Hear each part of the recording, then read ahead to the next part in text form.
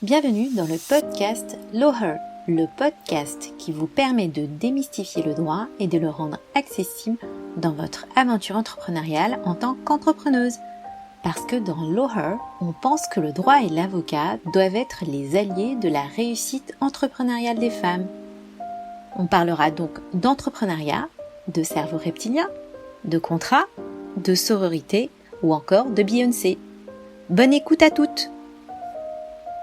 Bonjour à toutes, c'est Estelle B, avocate en droit des affaires. Ça me fait plaisir de vous retrouver aujourd'hui sur un sujet qui n'est pas franchement sexy, mais ô combien essentiel pour ne pas faire en sorte que l'entrepreneuriat ne soit qu'une autoroute vers la précarité.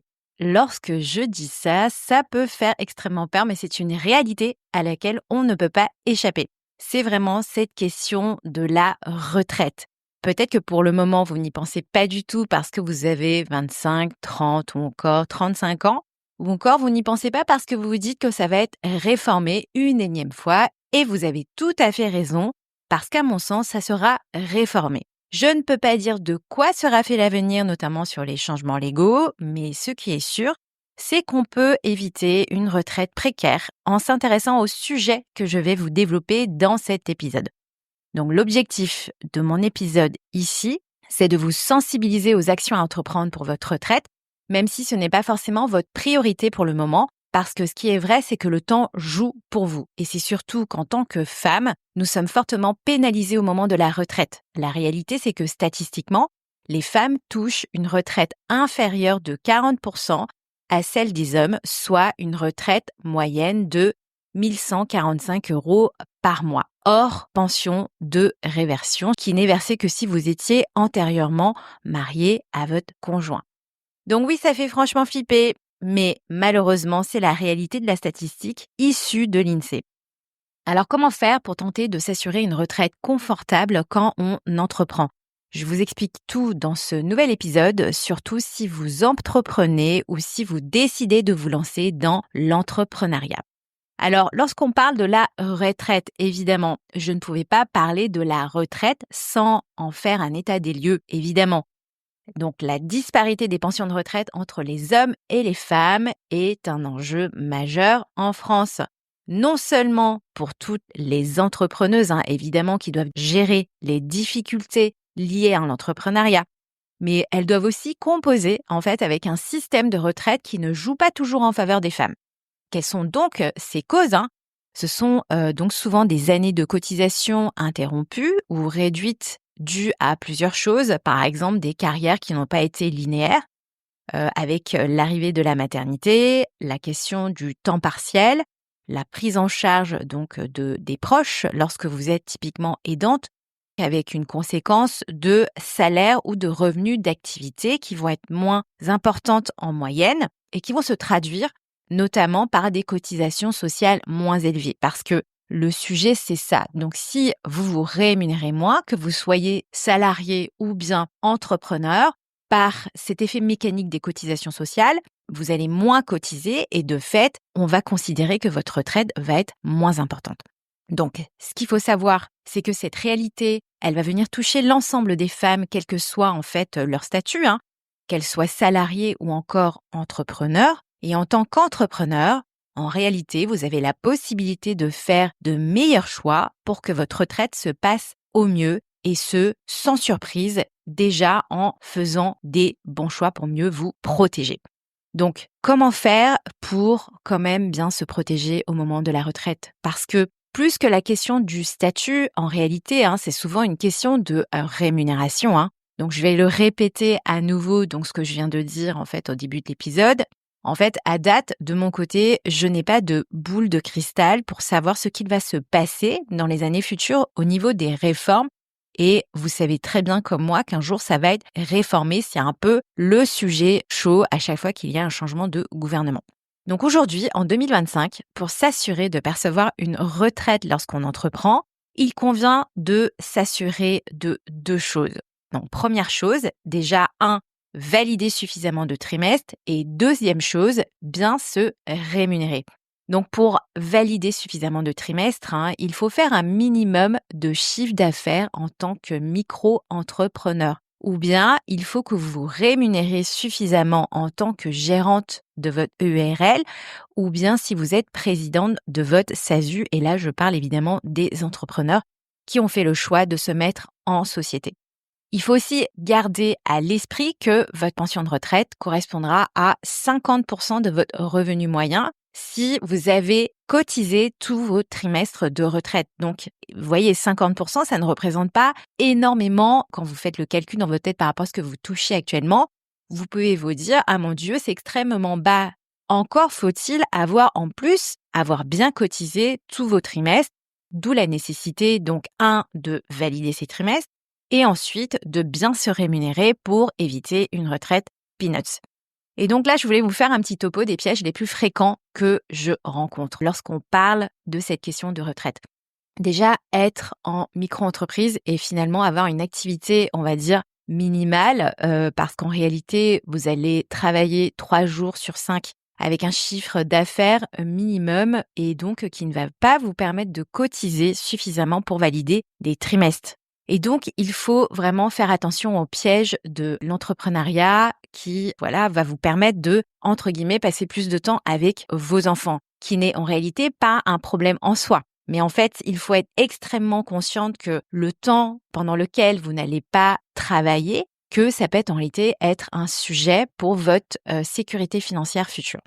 Donc, deuxième erreur que je vois souvent, donc être en société, et donc là, soit en URL ou bien en SASU, et donc décider de votre côté de vous verser en fait une rémunération de gérante ou de présidente, on va dire, peu élevée parce que votre plus 1 vous explique que vous allez vous faire allumer par les impôts parce que votre activité marche un peu trop bien.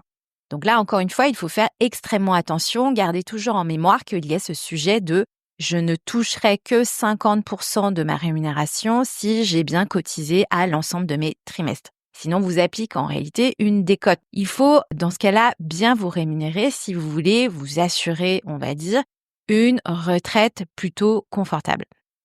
Troisième erreur donc que je rencontre aussi moi dans ma pratique, donc être en société, donc EURL ou bien SASU, et décider de vous verser une petite rémunération et beaucoup de dividendes. Alors là, attention parce que dans cette hypothèse, vous ne cotisez que peu à la retraite parce que le versement de dividendes ne va pas vous permettre de cotiser à la retraite. Ce qui compte concrètement, c'est vraiment, encore une fois, votre rémunération en tant que gérante de votre EURL ou bien présidente de la SASU. C'est vraiment la rémunération de votre statut donc de dirigeante qui va venir compter pour le calcul de vos droits à la retraite. Donc vous avez bien compris, cette question de rémunération est essentielle. Mais au-delà de cette question de rémunération et donc des différents pièges que je viens de décrire, il y a vraiment un indispensable qui n'est pas suffisamment mis en avant aujourd'hui, je trouve, à mon sens. Donc, c'est la question vraiment de l'éducation financière. En réalité, que vous soyez en micro, en EI, en SASU ou encore en URL, ou bien même si vous avez un statut d'artiste-auteur, l'éducation financière est une priorité absolue lorsque vous devenez entrepreneur. Évidemment, d'une manière générale, effectivement, même s'il y a certains statuts qui sont plus avantageux au niveau de la retraite complémentaire, en fait, il est essentiel de ne pas compter uniquement sur votre retraite et ce, par rapport aux cotisations sociales que vous allez payer. Donc, notamment par rapport à votre rémunération que vous allez toucher. Ici, je vais vous donner quelques conseils pour savoir comment faire si vous ne comptez pas, si votre stratégie, c'est justement de ne pas compter uniquement sur le fait de cotiser.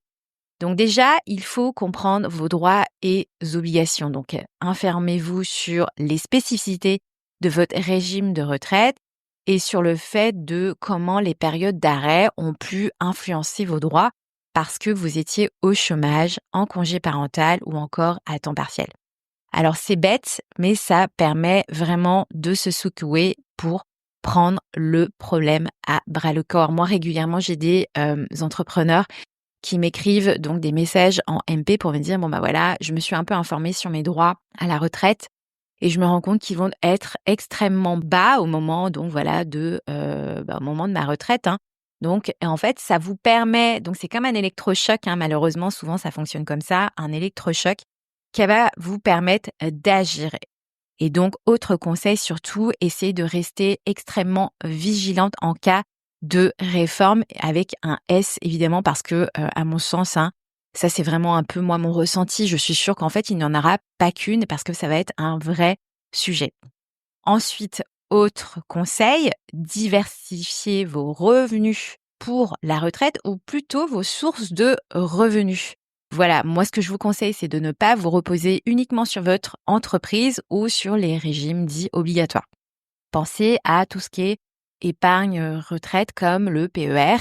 Pensez aux investissements immobiliers, aux assurances-vie, etc., etc.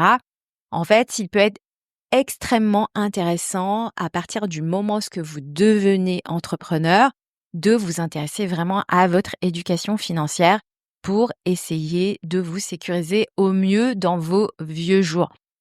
Alors ça peut être quelquefois un peu abrupt, un peu difficile parce que c'est des sujets, on va dire, vous avez l'impression que vous ne comprenez rien, mais là tout de suite, en fait, pour vous donner de vrais conseils actionnables, je pense au contenu et aux ateliers, typiquement par exemple d'Oseille et compagnie, donc d'Héloïse Boll et de Véronique Farbos, ou bien si vous pouvez, vous avez aussi pas mal de comptes en fait sur les réseaux sociaux comme Plan Cash et ça peut vous aider en fait vraiment à mettre un pied dedans. Et ensuite, évidemment, dernier conseil, pensez aussi à cette planification financière, hein, donc consultez évidemment des experts comme des courtiers pour élaborer une stratégie sur mesure et qui vont venir intégrer toutes les solutions d'épargne que je vous ai décrites avant.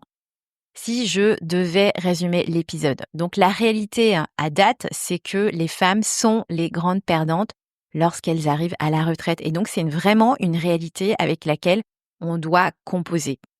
Alors, on a pu vendre un moment l'entrepreneuriat comme une solution extraordinaire pour les femmes, hein, mais il faut faire extrêmement attention aussi au sujet de bien se rémunérer comme il faut pour être sûr de ne pas être perdante et ce, encore plus lorsqu'on parle des sujets pas très sexy de la retraite. L'éducation financière, dans ce cas-là, n'est pas une option et donc c'est une nécessité pour toutes et encore plus nous, entrepreneuses, de prendre le problème de cette éducation financière à bras-le-corps.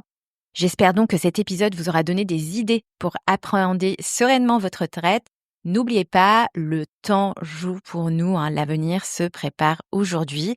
Rendez-vous la semaine prochaine et je vous fais un petit spoiler parce que d'habitude je ne le fais pas, mais comme nous sommes au mois de février et que souvent on parle de la Saint-Valentin, je vais vous parler de mon côté de la réalité de l'entrepreneuriat féminin. On va parler de votre relation avec votre +1 dans le couple, mais également de votre statut parce que oui, encore une fois, on a l'habitude de voir plein de choses sur la Saint-Valentin, le mois de l'amour, le mois de février. Peut-être que c'est justement le moment d'aborder des vraies questions avec votre +1.